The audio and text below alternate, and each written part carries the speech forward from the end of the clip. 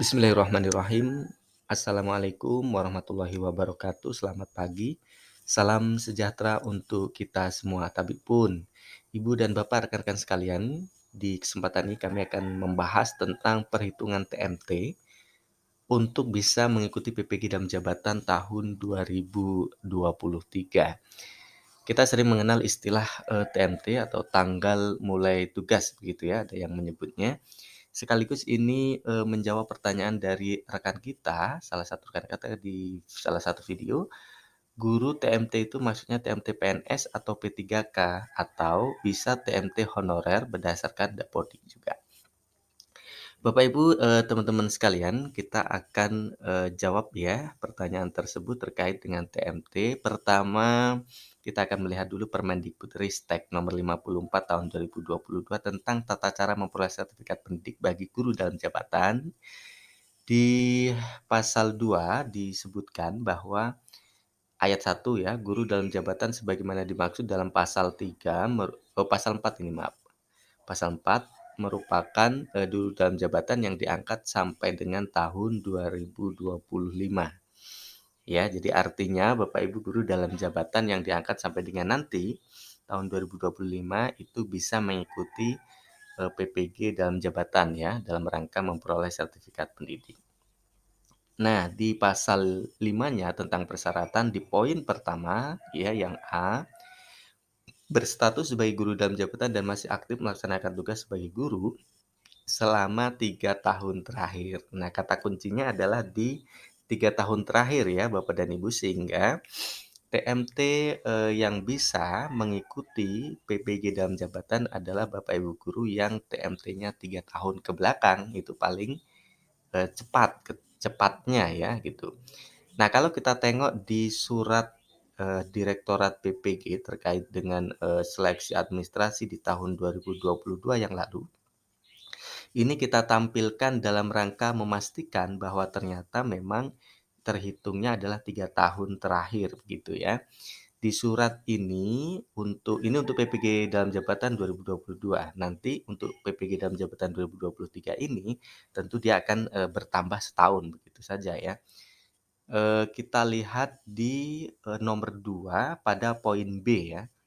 Guru yang diangkat mulai tanggal 1 Januari 2016 sampai dengan 1 Januari 2019.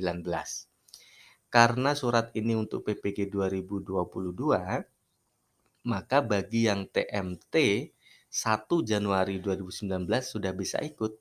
Kita menghitungnya masa kerja atau masa aktif mengajarnya sudah 3 tahun terakhir, yaitu 2019, 2020, 2021. Pas 3 tahun, sehingga di 2022 guru yang bersangkutan sudah bisa mengikuti PPG dalam jabatan. Gitu ya Bapak dan Ibu teman-teman di tahun 2022 yang lalu. Nah, untuk 2023 ini maka ya kita bisa melihatnya adalah pada poin nomor 2, calon peserta terdiri atas 2 kategori. Pertama adalah guru yang diangkat sampai dengan tanggal 31/2015 adalah Bapak Ibu guru kategori 1, itu jelas ya. Bahwa sampai dengan 31 Desember 2015 adalah masuk kategori 1. Nah, untuk yang kategori 2 tentu nanti akan berubah ya. Persyaratannya menjadi Bapak Ibu guru yang diangkat mulai tanggal 1 Januari 2016 sampai dengan 1 Januari 2020 ya. 1 Januari 2020 di tahun 2020 1 tahun, 2021 1 tahun, 2022 1 tahun, hingga genap sudah 3 tahun. Nah, pada 2023 sudah bisa mengikuti seleksi untuk mengikuti PPG dalam jabatan ya. Begitu Bapak dan Ibu ya, teman-teman sekalian. Nah, hanya yang perlu Bapak Ibu pahami adalah terkait dengan SK pengangkatan. Untuk Bapak dan Ibu PNS itu adalah SK pangkat terakhir ya. Kenaikan pangkat terakhir menjadi syarat untuk bisa mengikuti seleksi PPG dalam jabatan. Bagi Bapak Ibu guru PNS yang ditugaskan sebagai guru oleh pemerintah daerah atau yang diberi kewenangan itu juga sama, itu adalah SK dilegalisirnya adalah Dinas Pendidikan Kabupaten Kota dan atau BKD ya. Kalau Bapak Ibu guru tetap yayasan di sekolah swasta adalah ketua yayasan. Nah, yang keempatnya, Dinas Pendidikan Kabupaten Kota atau Provinsi BKD melegalisasi untuk guru bukan PNS di sekolah negeri yang memiliki SK dari pemerintah daerah atau yang diberi kewenangannya.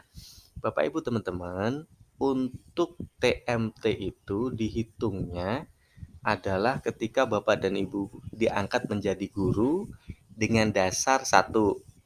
Bagi Bapak Ibu guru PNS adalah SK CPNS. SK CPNS itu sudah menjadi TMT awal ya kalau dia dari pendaftar umum.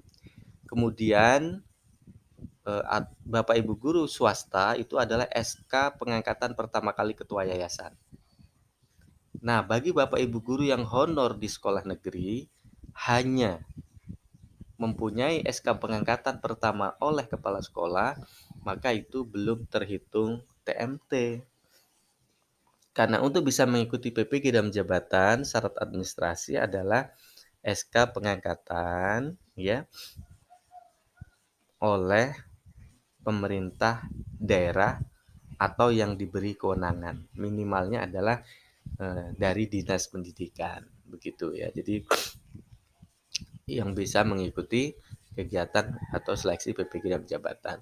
Bapak Ibu guru yang hanya SK kepala sekolah mau mengabdi mengajarnya atau TMT-nya sudah lama itu tidak bisa dikatakan bisa menjadi syarat untuk mengikuti PPG dalam jabatan. Nah, sehingga menjawab pertanyaan dari teman kita ini, guru TMT yang dimaksud TMT PNS P3K atau bisa TMT honorer berdasarkan Dapodi.